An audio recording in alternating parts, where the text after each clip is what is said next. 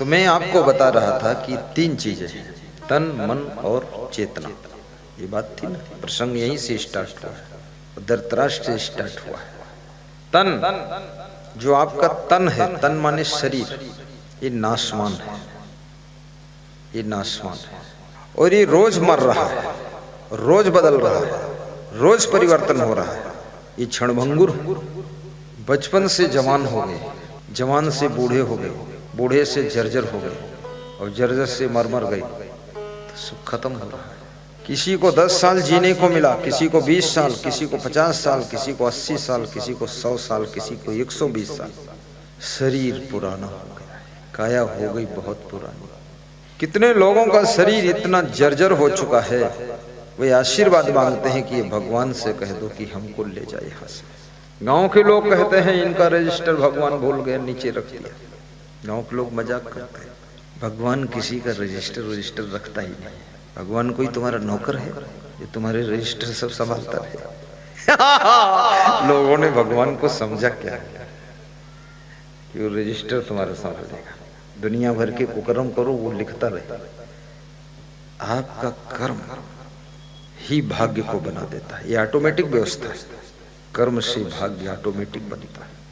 जैसे automatic factory देखा होगा आपने, आटा डाल दो उधर रोटी निकाल लो, ऑटोमेटिक है मशीन रोटी बनाने वाली। ऐसे ये भी ऑटोमेटिक है, इसमें कोई संदेह नहीं है। एक तरफ कर्म करते हो, दूसरी तरफ भाग्य ऑटोमेटिक बनता है। सुबह का कर्म दोपहर तक भाग्य बनकर आ सकता है, दोपहर का कर्म शाम तक भाग्य बन जाता, शाम का कर्म रात में भाग्य बन जाता, आज का कर्म कल भाग्य बन जाता है, और सन 2022 का कर्म सन 2023 में भाग्य बनकर आ जाता है, और बचपन का कर्म जवानी में भाग्य बनकर आ जाता है, जवानी का कर्म बुढ़ापे में भाग्य बनकर आ जाता है, और बुढ़ापे का कर्म मरते समय भाग्य बनकर आ जाता है। इस पूरी जिंदगी का कर्म अगली जिंदगी में भाग्य बनकर आपको प्राप्त हो जाता है। जैसे लौकी आप बो दे, 2 महीने में 1.5 महीने में लौकी आ जाएगी, उसका फल आ जाएगा। लेकिन आम का पेड़ लगा दे तो उसमें 1 साल टाइम लगेगा, 2 साल लगेगा, 5 साल लगेगा, और देसी आम होगा तो 10 साल बाद फल देगा। और ये कलमी क्या बोलते हैं इसको, दूसरा नाम कुछ बोलते हैं, हाइब्रिड आम, ये होगा तो 1 साल में फल आ जाएगा। लेकिन आप भिंडी बोओगे 1 महीने में फल आ जाएगा। तो ऐसे तुम्हारे कुछ कर्म भिंडी जैसे हैं, कुछ लौकी जैसे हैं, कुछ कद्दू जैसे हैं, कुछ आलू जैसे हैं, 4 महीने बाद फल आता है। और कुछ कर्म आपके गन्ना जैसे हैं, सेढ़ी जैसे, और कुछ कर्म आपके ऐसे हैं आम जैसे, कटहल जैसे, और कुछ कर्म ऐसे हैं ना, कैसे हैं, जैसे हैं तैसे हैं। इतना कौन बवाल बताएगा, तुम होने दो, बस कर्म अच्छे करो। कर्मानुसार फल तो सभी मिलता यही है, मिलता यही है। सत्संगत में बात करना मना यही है, मना यही है। भगवान के घर देर है, घूमते रहो चलते रहो, भगवान के घर देर है, अंधेर नहीं है। कर्मानुसार फल तो सभी मिलता यही है, मिलता यही है। इसलिए कर्म संभल कर करना। कर्मणेष्वाधिकारस्ते मा फलेषु कदाचन। गीता में लिखा है कर्म में तेरा अधिकार है, फल में तेरा अधिकार नहीं है। लेकिन याद रखना, फल आता कहां से, कर्म से। तो कर्म में अधिकार है, तो जैसा फल चाहो वैसा कर्म करो, तो फल में भी अधिकार आपका हो जाएगा। इस पर विचार करो आप। मैं तो बहुत सी चीजें पढ़ता हूं, सोचता हूं कि इसमें कुछ, और वह व्यक्ति जो दूरदर्शी है, परिणामदर्शी है, जो कार्य शुरू करने से पहले ही उस कार्य के अंजाम को देखना जानता है, किसी कार्य को श्री गणेश करने से पहले ही उस कार्य का रिजल्ट उसको दिखाई देता है। वो व्यक्ति बहुत विवेकवान और बुद्धिमान होता है। और रिजल्ट अगर दिखाई दे जाए, अगर गलत रिजल्ट दिखाई दे रहा है तो कार्य को प्रारंभ ही मत कीजिए, और रिजल्ट टॉप का दिख रहा है तो कार्य का जल्दी शुभारंभ कर दीजिए। कई बार तुम कहते हो इस कार्य को करने से पहले मेरे मन में तो थोड़ा होता था कुछ गड़बड़ हो जाएगा, लेकिन फिर भी तुम करते हो। फिर गड़बड़ हो जाता है तो तुम कहते भी ये तो पहले से मुझे लग रहा था गड़बड़ होगा। कई लोग शादी करते ना, तो शादी के बाद अगर पत्नी गड़बड़ निकल गई तो कहते हैं अरे हमका तो ये पहले से लगत रहे कुछ गड़बड़ हुई हो, तो लगत रहे तो करो कहे शादी। अरे बोले यह मिले वाली नहीं रहे, तो मिल गई है तो एक झेलो, चिल्लाते क्यों हो? मिले वाली नहीं रहे, मिल गई अब क्या है परेशान हो। एक पागल खाने में कोई साधु गया घूमने के लिए। उसने देखा एक पागल अपने बाल नोच रहा है, अपने सिर में मुक्का मार रहा, गाली बक रहा। तो पूछा उस साधु ने ये पागल क्यों हुआ? बोले ये जिस स्त्री के साथ विवाह करना चाहता था उस स्त्री के साथ इसका विवाह नहीं हुआ, इसलिए उसके वियोग में पागल हो गया। वो साधु आगे बढ़ा, मजेदार साधु था। दूसरे कमरे में देखा दूसरा पागल। पागल हमेशा अकेला रहता है, दूसरा पागल हो तो पागल बहुत पटकी पटका करेंगे, सब लहलुहान हो जाएंगे, घायल हो जाएंगे। एक एक कमरे में एक एक पागल। तो दूसरे कमरे में देखा वो दीवार में लात मार रहा पागल, गाली बक रहा, अपनी दाढ़ी नोच रहा, बहुत गुस्सा में। बोले ये क्यों पागल हुआ? बोले ये इसलिए पागल हो गया, इसका विवाह उसी स्त्री के साथ हो गया है जिसके साथ उसका नहीं हुआ। वो ना होने से पागल हुआ है, ये हो जाने से पागल हुआ है, दोनों पागल है। तो महात्मा बोला हम ही ठीक है, किसी से हुआ ही नहीं। ये दुनिया में बहुत पागलपन है, बहुत पागल घूम रहा है। गुरुवर तेरी बाणी पागल कर जाती है, सद्गुरु तेरी बाणी घायल कर जाती है, घायल कर जाती है, पागल कर जाती है।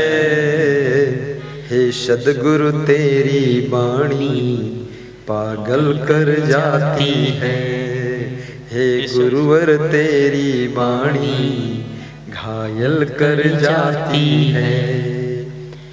ये दुनिया का पागलपन दूर करने के लिए जब तुम सत्संग के लिए पागल हो जाओगे, भक्ति के लिए पागल हो जाओगे, गुरु के दर्शन के लिए पागल हो जाओगे, प्रवचन सुनने के लिए पागल हो जाओगे, गुरु सेवा के लिए पागल हो जाओगे, तो दुनिया का सारा पागलपन खत्म हो जाएगा। फिर तुम विवेकवान बन जाओगे। जैसे वो कलम सिंह अजनार पागल हुए, वो भूपेंद्र गणेश पागल हुई, इसमें हैं और लोग पागल बैठा है। अब मैं तो महापागल हूं, पूरी जिंदगी सत्संग में झोंक दिया, झंझट खत्म, सब बात खत्म, खाली खुद बचे हैं, बाकी सब खत्म। आपको भी पागल बनाऊंगा, वो सांसद साहब को बना दूंगा, विधायक जी। हाँ, निर्मला खुश है कि बनाओ इसको पागल, मैं तो नहीं बना पाई पागल, तुम देख लो कोशिश करके। नहीं बन जाएगा, निर्मला भी पागल हो जाएगी तो दोनों हो जाएंगे तो बढ़िया है। फिर किसी कोई समझा ही नहीं पाएगा जब दोनों पागल है। सत्संग में पागल हो जाओ, ये पागलपन भी तुमको सुख में डुबा देगा, शांति में डुबा देगा, तुम्हारी मनोकामना पूर्ण कर देगा और जिंदगी को धन्य कर देगा। राम भगवान भी तो भक्ति में पागल थे, कृष्ण भगवान भी भक्ति में पागल थे, मीरा और सेवरी भी भक्ति में पागल थी, ध्रुव प्रहलाद भी त्याग तपस्या में पागल थे। आज उनका नाम अमर हो गया है, अमर हो गया। बोलिए सद्गुरुदेव की। बस बंद करो महाराज, निकलो यहाँ से बाहर। बंद कर दूं कि थोड़ा हो, थोड़ा हो।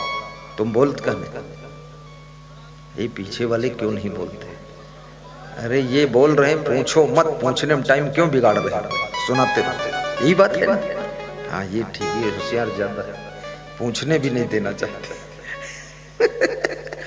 चलिए बहुत अच्छा लगा। तुम ही मेरे मंदिर, तुम ही मेरी पूजा, तुम ही देवता हो, तुम ही देवता हो। तुम्हें देख कर के ये ख्याल आ रहा है कि जैसे फरिश्ता नजर आ रहा है। कोई मेरी आँखों को देखे तो समझे कि तुम मेरे क्या हो, कि तुम मेरे क्या हो। तुम ही राम मेरे कन्हैया तुम ही हो, जीवन की नैया के खेवैया तुम ही हो। जीवन की नैया के खेवैया तुम ही हो। जिधर देखता हूँ नजर तुम ही आते, जिधर देखता हूँ बाबा नजर तुम ही आते। सभी भक्त साधक तेरे गीत गाते। सभी भक्त साधक तेरे गीत गाते। गीतों की माला के रचैया तुम ही हो, जीवन की नैया के खेवैया तुम ही हो। तुम ही मेरे मंदिर, तुम ही मेरी पूजा, तुम ही देवता हो। नारायण तुम अरोड़ा, ही देवता अरोड़ा हो। रास्ते में कोई नहीं रोड़ा। मेरे कन्हैया तुम ही हो, जीवन की नैया के डॉक्टर राजाराम खेवैया दीदार तुम साहब, ही हो। बहुत अच्छे आप हैं। इस उम्र में मैं देख रहा हूँ 1 घंटे से खुशी है, सारी टेंशन खत्म। बस सत्संग सुन लोगे ना, दुनिया का कोई व्यक्ति रोक नहीं सकता तुम्हारी खुशियों को, तुम्हारे आनंद को। हंसते रहोगे, लोग पूछेंगे क्या पागल है तू, तो बता देना क्या संदेह है तुझे। पूरा खुश रहना चाहिए। प्रसन्न चित सोही आसु बुद्धि परितिष्ठति। प्रसन्न चित रहने वाले की बुद्धि स्थिर हो जाती है। स्थित प्रज्ञ का लक्षण गीता में बताया गया है। दुखड़ों की धूपों में छैया तुम ही हो, जीवन की नैया के खेवैया तुम ही हो। खेवैया तुम ही हो, नैया तुम ही हो। बोलिए सद्गुरु भगवान की जय, संत भगवान की जय, भक्त भगवान की जय, शिवानंद गिरी महाराज की जय, साहिब बंदगी साहिब बंदगी। जय श्री राम, जय श्री राम, जय श्री कृष्ण, जय श्री कृष्ण, जय कबीर साहिब, जय कबीर साहिब, साहिब बंदगी साहिब। भूत प्रेत चुड़ैल बरही मसान नटवीर खबीस जिंद परिंद ओझा बेगा नाउत जंतर मंतर तंत्र टोना टंबर जादू साढ़े साती शनेश्वर मंगल टेढ़ा सीधा सकुन अपसकुन लफड़ीम लफड़ा ढोंग ढकोसला आडंबर पाखंड दुनिया भर की पंचायत है। तो नगर पंचायत छोटी है, इतनी बड़ी पंचायत अंदर लगी। हाँ, नगर पंचायत तो नारायण संभालता है, इसको महानारायण भी नहीं संभाल पाएंगे। इतने भूत हैं। कितनी स्त्रियों पर 7-7 चुड़ैलें लगी। अब एक स्त्री पर 7 चुड़ैलें। अब मैं सोचता हूँ ये चुड़ैलें डोल डाल कहाँ जाती, ये चुड़ैलें स्नान कब करती, ये चुड़ैलें साड़ी वाड़ी पहनती कि नहीं पहनती। ये भूत सब नंग धड़ंग घूमत की कुल लंगोटा बांधत। अब भूत चुड़ैल जब इतने हैं तो आए हमारा पंडाल लगा मैं कुर्सी उर्सी उठाए ढकमा भरे, खाम खा ये भूत इधर उधर घूमत। कहाँ भूत है, कहाँ चुड़ैल है। जब शरीर की मृत्यु होती है, गौर से समझ लेना, आडंबर में मत फंसना, भूत प्रेत के चक्कर में मत पड़ना। जब मृत्यु होती है आपकी तो इस शरीर को दफन कर दिया जाता है और ये आत्मा दूसरी जगह जन्म ले लेती है। बीच में तीसरी चीज कौन बची जो चुड़ैल हो गई, भूत हो गई। कैसे भूत चुड़ैल हो गए, कौन होगा? भूत माने बीता हुआ। भूत को इंग्लिश में पास्ट कहते हैं। पास्ट का मतलब भूतकाल होता है। पास्ट टेंस भूतकाल, जो बीत गया, अतीत हो गया, व्यतीत हो गया, केवल प्रतीत होता है, बाकी है नहीं। जैसे भूतपूर्व सरपंच, भूतपूर्व का मतलब भूत प्रेत थोड़े हो गया, पहले था सरपंच अब नहीं है, बस यही अर्थ। तो भूत प्रेत का अर्थ इतने था, ये शब्द था भूतपूर्व, और कहते कहते लोगों ने बता दिया भूत प्रेत, पूर्व को प्रेत बना दिया। अब वो सोचते भूत प्रेत कोई रूप रंग का होगा, पकड़ लेता है, जकड़ लेता है, मार देता है, ये कर देता है, वो कर देता है। कोई नहीं, बीते हुए को भूत कहा जाता है। भूतपूर्व मतलब ये व्यक्ति पहले था अब नहीं। लोग कहते हैं हमारे दादाजी मर के भूत हो गए, बड़ा अच्छा है, तो भूत बनकर दादाजी तुम्हारे खेत में जुताई करें, भूत बन गए। लोग कहते हैं हमारी अम्मा चुड़ैल बन गई, तो अम्मा एक भोजन बना दे, तुम्हारी पत्नी आराम करे, बहुत थक गई हो, अम्मा चाय बनाओ है कि चुड़ैल सब चुड़ैलें जुट जाए, जितनी चुड़ैलें, किचन की सफाई करें, थाली कटोरी मांजे। हम तो सोचे ये भूत चुड़ैल अगर होते हैं तो इनको सड़क भी बनाना चाहिए, भूत चुड़ैलों को पेड़ पौधे लगाना चाहिए। खामखा इस धरती पर घूम रहे भूत बनकर, काम क्यों नहीं करते हो? चलो हमारी गाड़ी साफ करवा कर सब भूत इकट्ठे हो जाओ, एक भी भूत प्रेत कोई नहीं। खामखा आडंबर में लोग फंसे रहते हैं। और कितने औरतें तो कूदती फांदती, लुढ़कती पुढ़कती, और कितने पुरुष भी बड़ी नाटक करते हैं, खूब ऊपर को उछलते हैं और हाथ फेंकते हैं और सबको दिखा देते भूत आ गया। लोग कहते हैं बाहर की हवा लग गई, तो इसके भीतर हवा कहाँ चली गई? बाहर हवा लग गई, इसको लगी तो हमको क्यों नहीं लगी? बोले तुम साधु हो इसलिए तुमको नहीं लगेगी, हमको नहीं लगी तो मेरी गाड़ी का हवा लग जाए। किसी गांव में मैं गया तो बोले हमारे गांव में ब्रह्म राक्षस आता है। तो हमने कहा क्या करता है? बोले साइकिल का पहिया खोल करके पेड़ पे टांग देता है। तो हमने कहा तो मेरी बस का पहिया खोल के पेड़ पे टांग दे तो हम मान लेंगे। बोले साधु की बस नहीं छूता। तो हमने कहा साधु साधु है, बस थोड़े साधु, बस तो लोहे की है, उसका पहिया खोल ले। बोले नहीं साधु से कुछ नहीं बोलता है। बोलेगे क्या? होता ही नहीं, खाली भरम जाल बना रखा है।